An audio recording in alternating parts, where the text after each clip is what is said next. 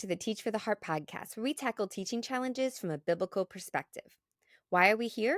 Because we don't believe that our spiritual walk and teaching profession should exist in two separate domains. Rather, the hope we have in Christ should change how we approach everything, not just at home, but at school as well. So join us as we explore both the spiritual and practical sides of key teaching challenges, integrating them together so we can succeed at teaching, glorify God, and make a lasting difference in our students' hearts and lives. This episode is brought to you in partnership with the Herzog Foundation. Today, I'm excited to talk about a question that we get a lot with teachers that we work with, and that is, am I being too nice? And this question comes from a few different sources. Sometimes this happens because an administrator or a colleague or someone has come to a teacher and said, hey, you're being too nice.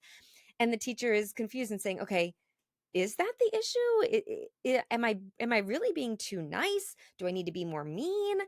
Typically, this comes with the idea that there's not enough classroom control. They say maybe it's because you're too nice. Is that why? We're going to talk about it. Another thing, sometimes this also comes. So sometimes this comes externally from someone saying it to us. Sometimes it comes internally because we look around and we say, I'm having trouble in my classroom, and we see someone else maybe that's more strict, and we wonder, am I being too nice? Is that the problem? And sometimes this can create a little bit of a I don't know if identity crisis might be too strong of a word, but a question because it says, man, I really don't want to be mean.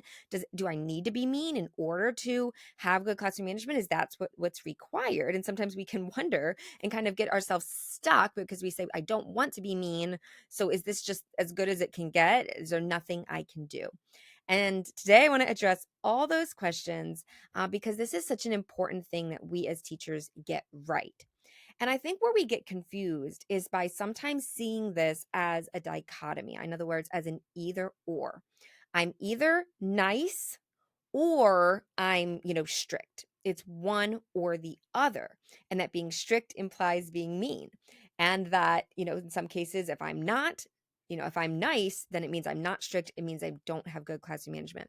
And I do not believe that at all. And the best teachers out there will also say, we don't believe that either.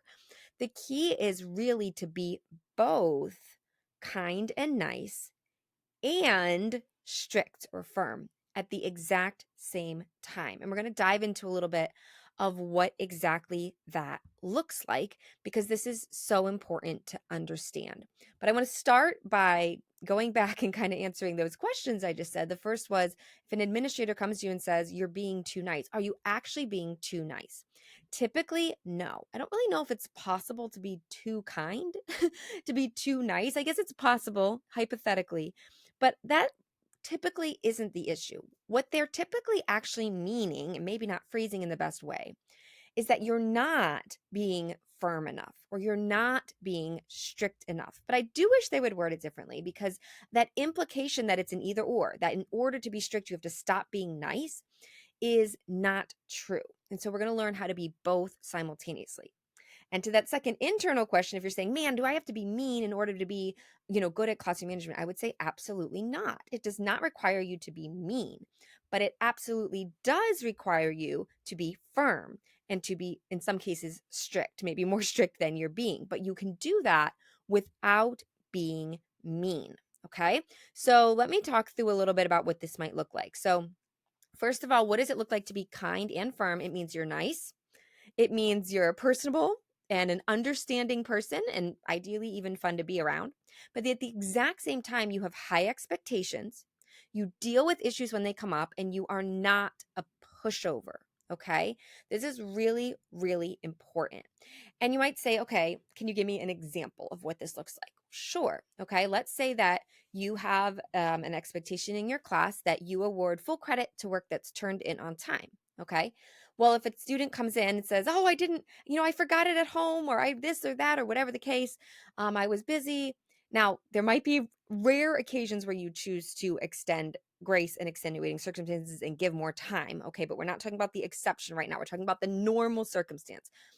What you do in that case is you are very kind, you are very nice, but you hold students to the expectation. Oh, I understand that you might have forgotten it, but I award full credit to work that's turned in on time. Good news is you can get almost all the credit if you remember to turn it in tomorrow. Okay. So you see how you are being kind, you're being understanding, but you're sticking to your guns, right? You're holding the student accountable. You're not going to get the full credit, but you can get the partial credit tomorrow. So make sure you have it then, right? So it's simply holding students to the expectations, but you don't have to be mean to do that. And side note here, students might say you're being mean. They might think you're being mean, but you know you're not being mean. To hold students accountable is not mean. It is, in fact, loving. And it's what we need to do. If we don't do that, if we just let everything go, if everything's always an exception, if there's no one's ever held accountable, that's not actually caring for the student, right? It might seem nice in the moment, but it's not really the nice thing because it's building, it's teaching students there are no consequences. You don't need to be responsible. I don't actually mean what I say. And the negative consequences long term of that are devastating both for your classroom and they can be for the students too as they learn those bad habits.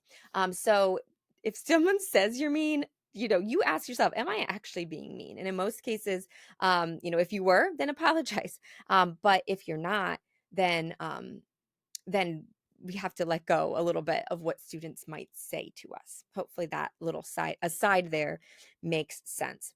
So one other example of what holding a student accountable might look like, let's say that you have a warning system for talking. We've talked about this before, where if a student's talking without permission, they get a warning. And if they get multiple warnings, then there's a consequence. Okay. So let's say the student, is talking and you walk by and you give them a warning.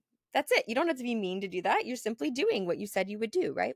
Or let's say they get 3 and they have to get the consequence, and you say, "Hey, so and so, see me after class," and they come see you after class, and you say, "Hey, I saw you got 3 warnings for talking today. So this is the consequence. I know you're going to do better tomorrow." Okay. That is not mean. You can do it very kindly, nicely, with empathy, with understanding, with belief in the student, right?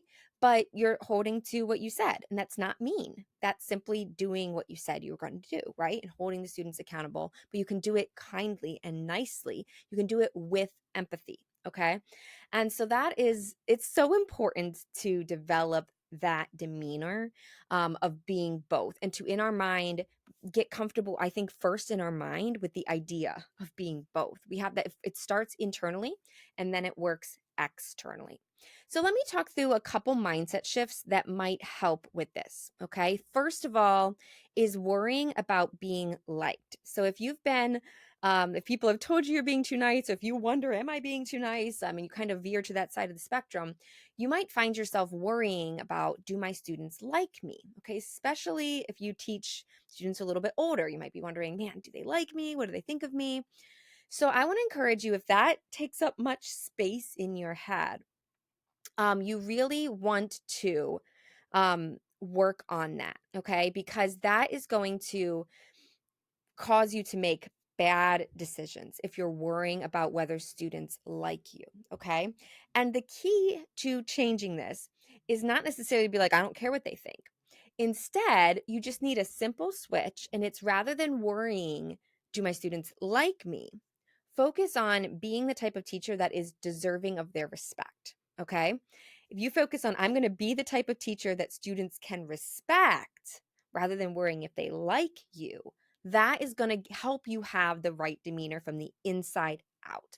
Because, like I said, when you worry about if they like you, you're going to be doing things based on what the student might want in the moment. But what the student wants in the moment so that they will like you is oftentimes at odds with what the student actually needs in the moment, which they might not like, but is what's best for them long term. And also, typically will lead to respect. If you are a caring teacher, an empathetic teacher, but one that sticks to your guns and holds students accountable, that is going to build respect. Does it mean every student will respect you all the time? No, of course not. But a lot of your students are going to respect you. And if they don't respect you now, they're going to look back and say, wow, she did care. He did do what was best for me, and I'm thankful later. So focus on that. Turn your energy towards being the type of teacher students can respect, by doing meaning what you say, doing what you say you're going to do, putting your all into your lessons, being a good teacher. And that is going to be the best thing. And ironically, when you focus on that, typically more students end up liking you than if you just try to get them to like you. It just really does fall apart.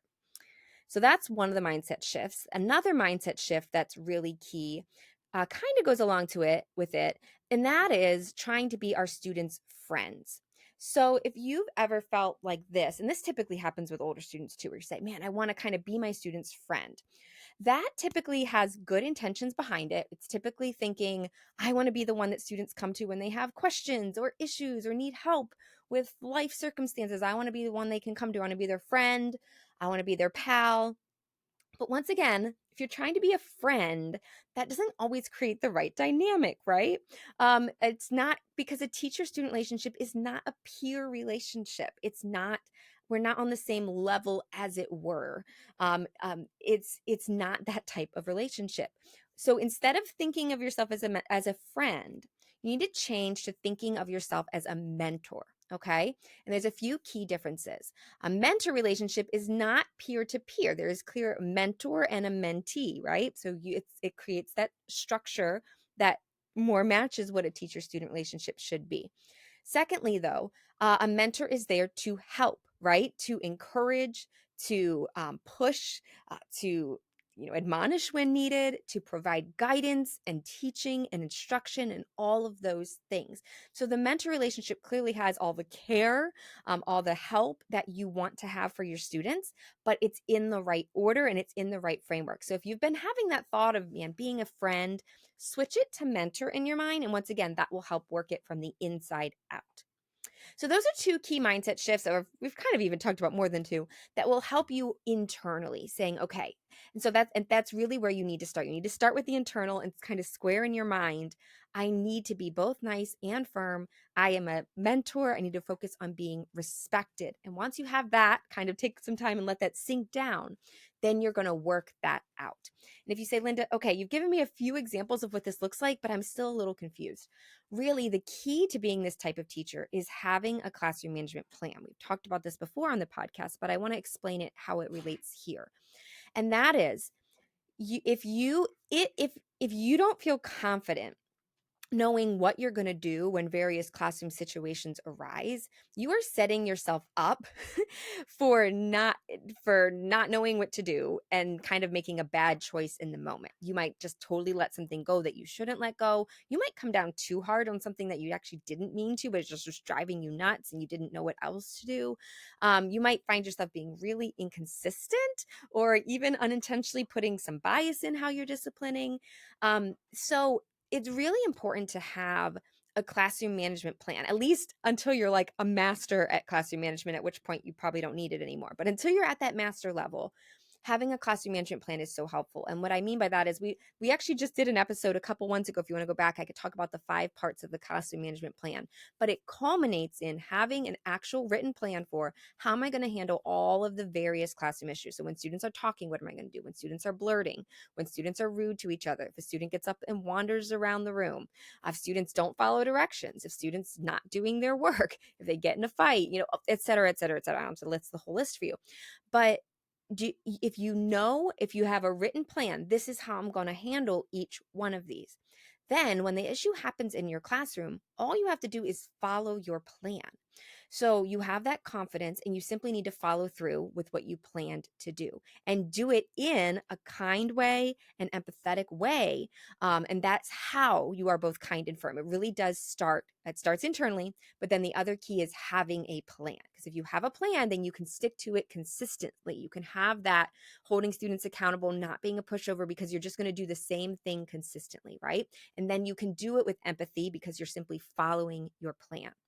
So that really is the key, is having a classroom management plan. And if you don't have one yet, I'm going to recommend 2 things. You can start with, we have a free training you can check out, teachfortheheart.com/free. That'll kind of explain a little bit more how it works and what to do for that. And then we help teachers create the classroom management plan step by step in Classroom Management 101. So you can go to get more information about that at teachfortheheart.com/CM101. CM for Classroom Management 101 for Classroom Management 101.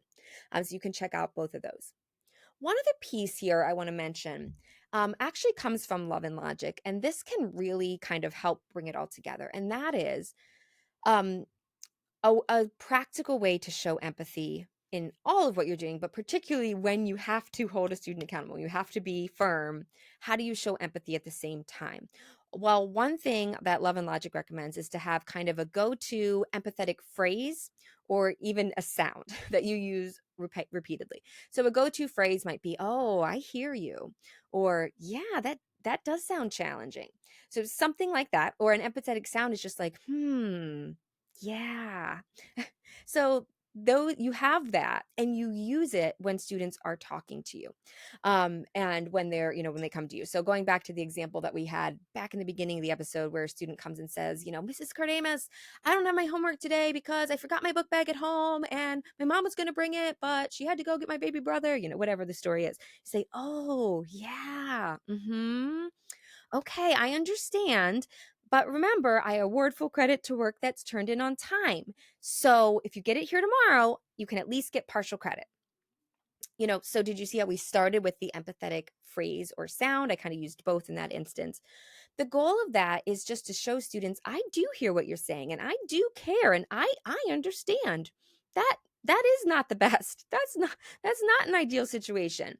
But and then you transition, it doesn't actually change anything. I'm going to stick with what we said we're going to do, and so this is what's going to happen. But putting that empathy first shows the student, I do care, I do understand, but we're also going to stick it. So that's a really practical way to marry the kind and firm. Start with empathy, follow up by following your plan, sticking to what you determined you were going to do, with rare exceptions. And we talked about on the podcast before, when do you make exceptions and things like that. I'm not saying never make an exception, but save them for when they're truly what's best for the student, rather than, if you do it too often, that's not what's best. And it's really sometimes comes down to us, feeling bad or not wanting to do it. But once again, keep in mind what is best for the student long term. Well, I hope you guys have found this helpful, kind of thinking through what does it look like to be nice and to have good classroom management at the exact same time. If you have further questions or thoughts, please feel free to share them with us.